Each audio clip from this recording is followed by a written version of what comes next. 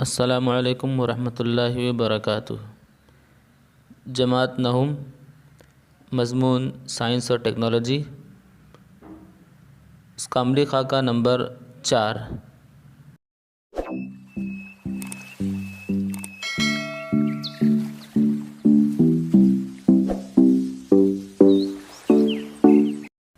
इस अमली खाके में बरकी रो, बरकी सुकूनी कवा और बरकी कवा का फ़र्क, इन नुकात को आज हम देखेंगे।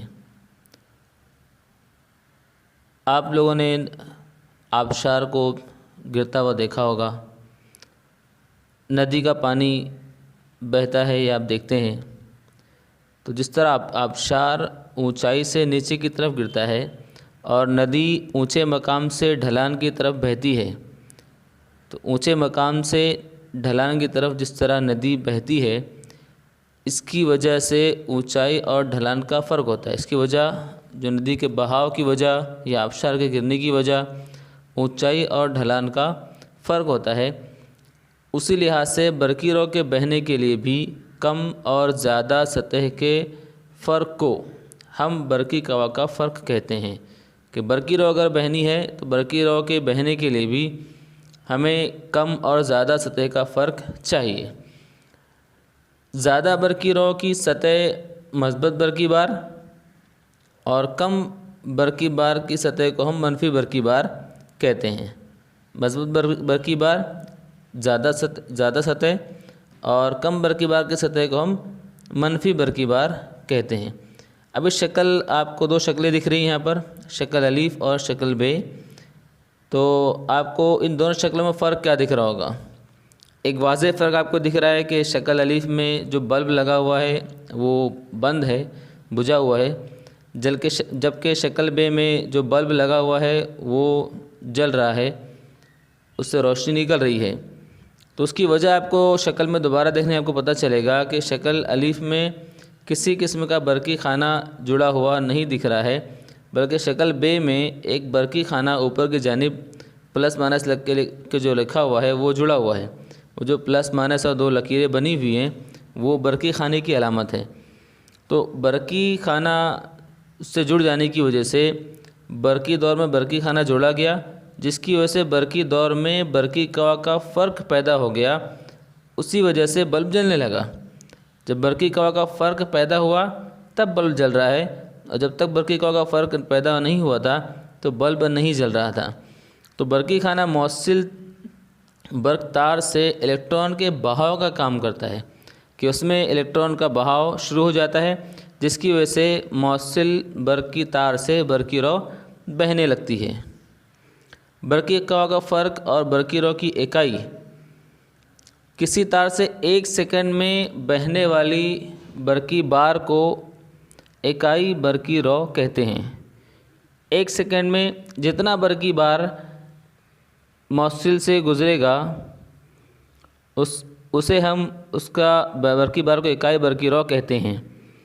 अब इसीलिए ईसाई निज़ाम में बरकी रो की इकाई कूलम फ़ी सेकंड, कूलम फ़ी सेकंड, कूलम बरकी बार की इकाई और सेकंड वक्त की इकाई। तो इस तरह कूलम फ़ी सेकंड यानी एम्पियर, उसको आम ज़बान हम एम्पियर कहते हैं। इससे ईसाई निज़ाम में बरकी रो की इकाई एम्पियर, जबकि बरकी कवा का फ़र्क की इकाई वोल्ट है।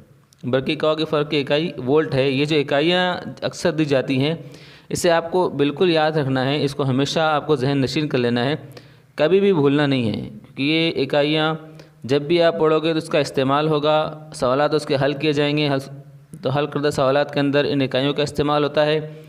तो इसलिए बहुत अहम और बहुत ख़ास होते हैं, इसे आपको हमेशा याद रखना है। अब इसमें इतना दिया था, इसमें आगे दिया हुआ, आइए मश्क करें। दी गई शक्ल के अज्जा के नाम लिखिए।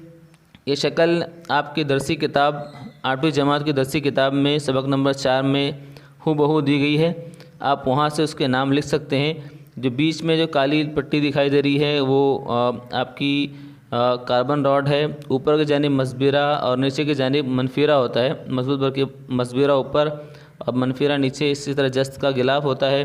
तो बहुत सारी चीज़ें इसमें दी गई हैं। उसकी शक्ल आपको 8वीं जमा की दरसी किताब में दी गई है। आप वहाँ से देखकर इसके अज्जा के नाम लिख सकते हैं।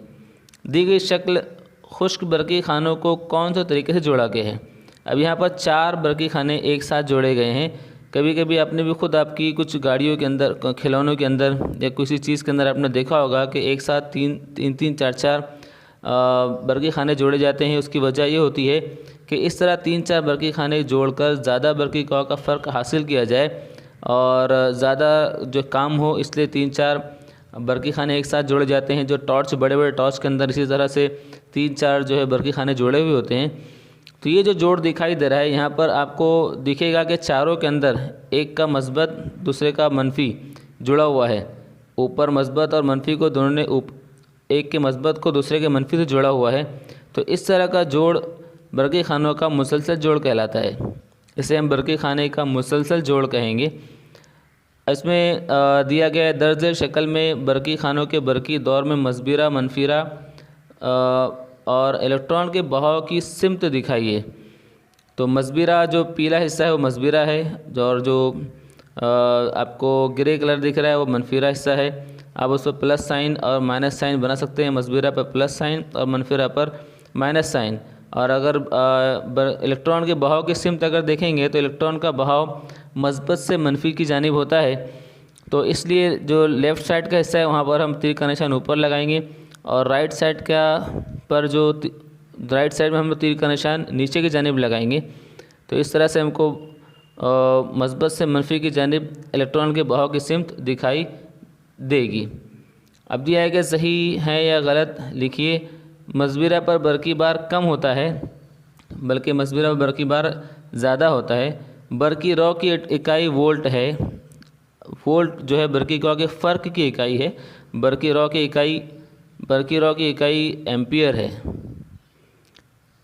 आपके घर मौजूद बरकी अशिया के नाम लिखिए। अभी बहुत सा आम सा सवाल है। आप जितनी भी बरकी अशिया आपके घर में इस्तेमाल होती हैं उसके नाम लिख सकते हैं आप। फ्रिज, वॉशिंग मशीन, मिक्सर, बहुत सारी चीज़ें होती हैं जिसका हम बरकी अशिया इसमें इस्तेमाल होती है, पंखों में, लाइट में।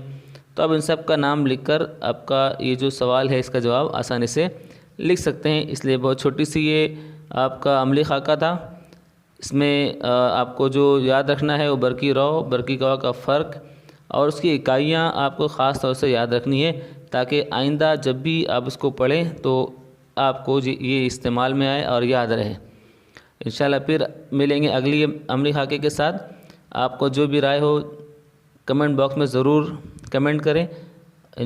इंशाल्लाह हमारी फिर मुलाकात होगी। अस्सलामु अलैकुम वरहमतुल्लाहि वबरकातुहू।